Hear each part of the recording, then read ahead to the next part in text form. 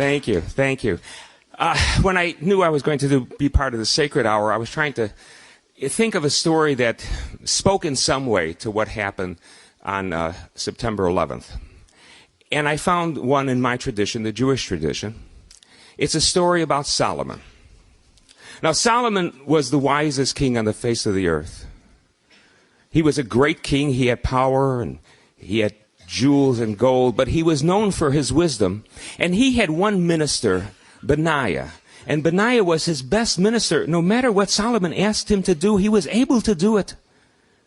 And so he was a wonderful man, but he had one fault. He bragged about what he could do. He was a proud man, and he was always bragging to the other ministers that he was Solomon's best minister, that he was able to do whatever Solomon asked. And Solomon finally thought, I must humble him. And so he called Benaiah to him one day, and he said, I'd like you to find a special ring. And Benaiah said, King Solomon, if it's on the face of the earth, I will find it. But what makes it so special? And the king said, it has the power to make a sad person happy and a happy person sad.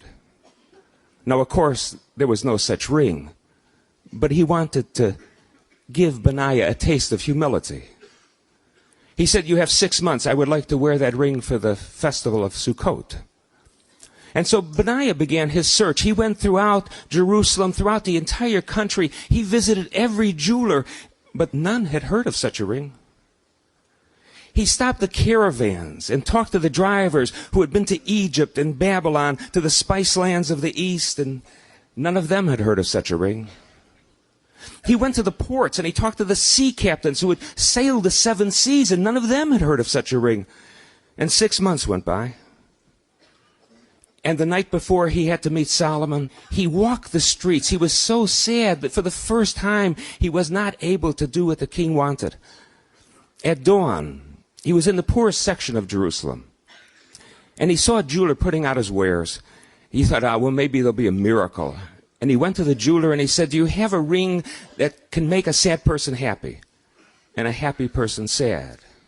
And the jeweler said, I've never heard of such a ring. And Benaiah started to walk away, but the jeweler's grandfather was sitting there, and he called his grandson over to him, and he whispered something to him. And the jeweler turned around and he said, please, please wait, I think I can help you. Benaiah came back. The jeweler picked up a simple gold ring, and he engraved something on it and handed it to Benaiah. When Benaiah saw it, he smiled. He gave the boy a bag of gold, and he went to the court. Now, the big moment came. Solomon thought to himself, well, I will finally tell him what I have done, so he will understand that he shouldn't brag all the time. But it turned out that it was Solomon who was going to learn a lesson. He said to Benaiah, do you have my ring? And surprisingly, for Solomon, Benaiah stood up and took out a ring and handed it to him. And when Solomon saw it, he smiled too. He took off his ring and he gave it to Benaiah, and he said, I will wear the ring you have just given me for the rest of my days because of the wisdom that is engraved on it.